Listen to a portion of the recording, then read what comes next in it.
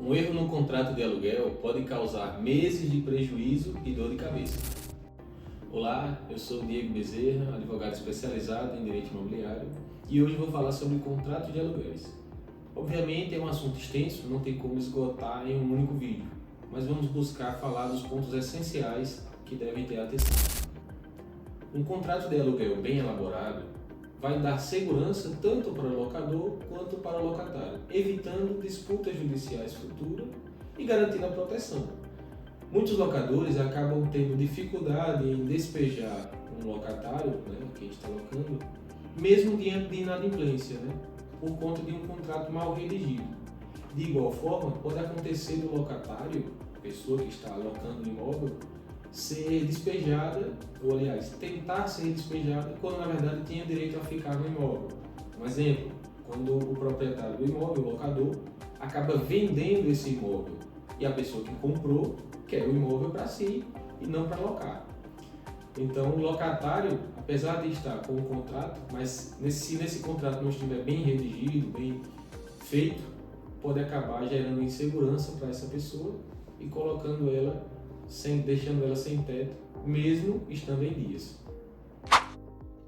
O primeiro ponto de atenção acontece logo no início do contrato, que é o nome do contrato, o tipo de contrato. Muitas pessoas acabam fazendo assim, contrato de aluguel, bem genérico. Não informa se é um contrato de aluguel para a pessoa residir, para a pessoa ter um comércio ou para a pessoa passar uns dias, chamado por temporada. Então isso é importante ter no contrato, se é um contrato de aluguel residencial, não residencial, leia-se comercial, ou por temporada, que é comum ali em casa de praia, casa de veraneio. Muito bem, esse é o primeiro ponto de atenção, a nomenclatura do contrato. O outro ponto seria a classificação das partes, nome completo, os documentos de identificação, o endereço, são importantes e muitas vezes acabam sendo negligenciados. Colocam-se somente nomes abreviados, não coloca CPF, enfim. A qualificação completa da parte é muito importante. Um outro ponto se diz as benfeitorias, porque assim, a nossa legislação ela classifica em 3 tipos as benfeitorias. Temos as benfeitorias necessárias. Essas benfeitorias elas são requisitos para que o imóvel funcione. Por exemplo, um teto que está caindo, um telhado, ou uma parede que está caindo, ou infiltração, ou alguma coisa nesse sentido. Enfim, são manutenções que precisam ser feitas para que o imóvel possa ser utilizado, para dar condições de utilização ao imóvel. Essas são as benfeitorias necessárias. Essas benfeitorias, elas precisam ser abatidas no valor do aluguel, porque elas são necessárias para o uso do imóvel. Mas há também as benfeitorias úteis. Essas benfeitorias, elas valorizam o imóvel, mas elas não são necessárias ao uso do imóvel. Por exemplo, uma garagem, ela vai valorizar o imóvel, vai dar mais comodidade, mas ela não é útil, aliás, ela não é necessária para o imóvel, para a utilização do imóvel. Uma outra, uma piscina, mesma situação. Então são manutenções que vão garantir uma melhoria no imóvel, uma valorização no imóvel, mas elas não são necessárias. Essas benfeitorias, elas só são obrigatórias de descontar no valor do aluguel caso o proprietário, o locador, autorize previamente. Se ele autorizar, eu vou fazer essa manutenção. Se ele autorizar, aí sim, ela precisa ser abatida no valor do aluguel. Caso seja feita sem autorização, aí não é obrigatório para o locador fazer esse desconto, certo? E por fim, existem as benfeitorias voluptuárias. É um nome estranho, mas quer dizer o seguinte, é uma benfeitoria que o locatário, a pessoa que está na posse do imóvel, que está locando o imóvel, ela faz para se sentir mais confortável. Por exemplo, trocar a cor da pintura das paredes, ainda que a pintura estivesse boa, mas ela quer uma outra cor, fazer essa troca.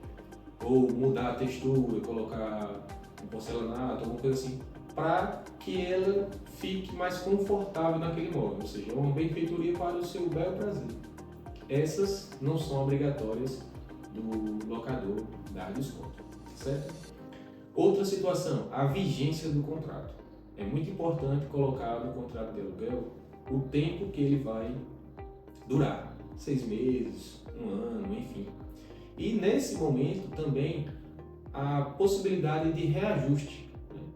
Porque a gente sabe que as coisas vão encarecendo e é necessário, por vezes, atualizar o valor do aluguel.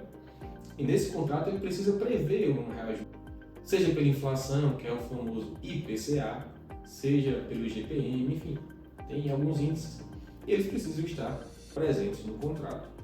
Da mesma forma, essa vigência protege a pessoa que está locando, porque imagine se o locador tiver interesse em vender o imóvel.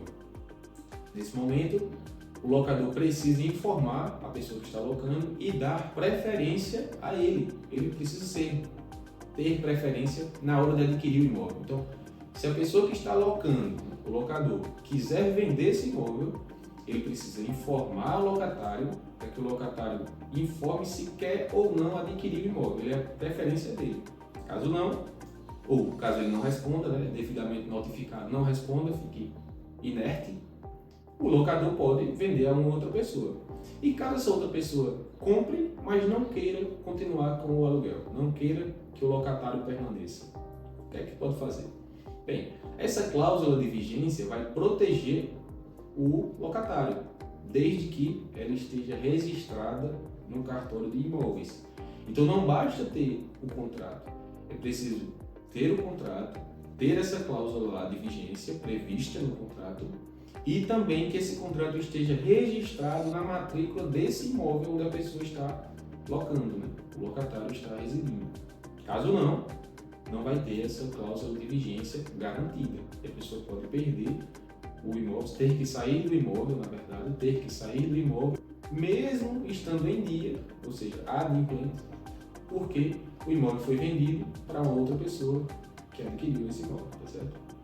E também há um outro caso, que é a garantia.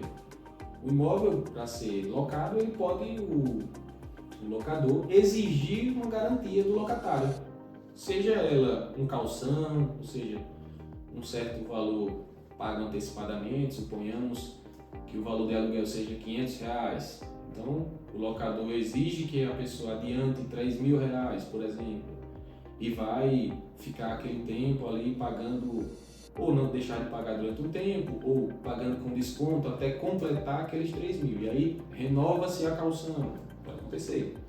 Também pode acontecer de um terceiro ser o fiador, né? Garantir aquele locatário para que o locador conceda a locação do imóvel. É possível.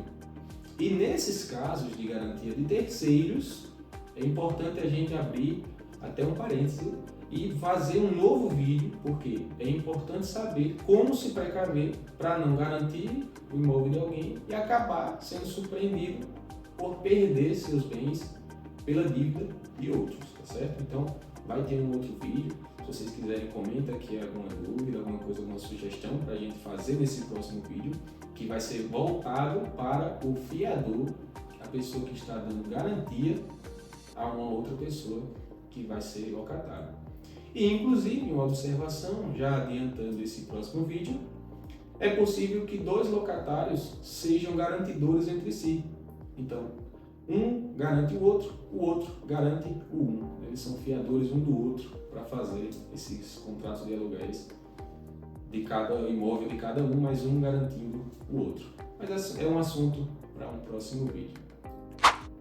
Então, para falar dos erros mais comuns, acabei de antecipar há pouco, mas um dos erros do locatário é fazer o contrato, mas não exigir que o locador registre esse imóvel no cartório de imóveis. E aí, caso aconteça aquela situação do imóvel ser vendido, mesmo depois da preferência da pessoa que está locando, ele não quis, ou não teve valor, enfim, esse imóvel foi vendido a um terceiro e esse terceiro não quer continuar com esse locatário. Se não tiver registrado, o locatário fica desguarnecido nesse sentido. Ainda que tenha a cláusula de vigência prevista no contrato, mas ele não está registrado no cartório de imóveis. E sobre os tipos de cartório também falaremos em outro vídeo, porque não é qualquer cartório que faz qualquer serviço cartorário. Há o cartório de notas, há o cartório de registro civil, há cartório de protesto e há o cartório de imóveis. É lá onde precisa ser feito o registro na matrícula do imóvel que está sendo alugado. É um grande erro não registrar, porque fica sem proteção para o locatário, né? Aquele que está alocando. E também um outro erro para o locador é muitas vezes não exigir uma garantia, né, do locatário. E aí, sejam elas, como eu falei, uma calção, um fiador, enfim, ou uma penhora, mas se não existir essa garantia, o locador fica totalmente à mercê de uma situação que aconteça com o locatário. E entrando nesse gancho, é importante também a gente falar o seguinte: locatário muitas vezes acredita que porque ficou desempregado ou porque passou por uma dificuldade financeira, está autorizado a reduzir o aluguel ou a não pagar. Veja só, o que se acontece é que muitas vezes o locatário vai passar por uma dificuldade, por exemplo, vai perder o emprego.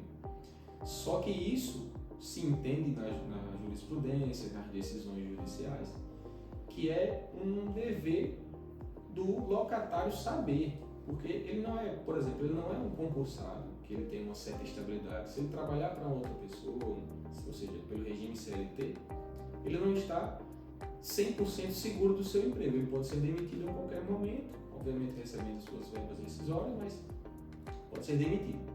Então não é motivo para que o locador seja obrigado a reduzir o valor do aluguel, de forma alguma. Até porque, se o locatário receber um aumento de salário, ele não vai querer pagar mais aluguel por conta disso. Da mesma forma, se você perder o seu emprego ou tiver uma redução do salário, não é obrigação do locador reduzir esse salário, esse contrato de aluguel, o valor da parcela, certo? Então fica aqui essa observação também, tá bom? Pois bem, se você está envolvido em algum tipo de contrato de aluguel, seja locando, seja sendo locador, e tiver alguma dúvida, deixa aqui abaixo nos comentários que logo mais a gente faz algum vídeo respondendo. E se você quer fazer um contrato blindado ou recuperar, reabilitar um contrato já existente, entre em contato com um advogado especializado e se inscreva no canal.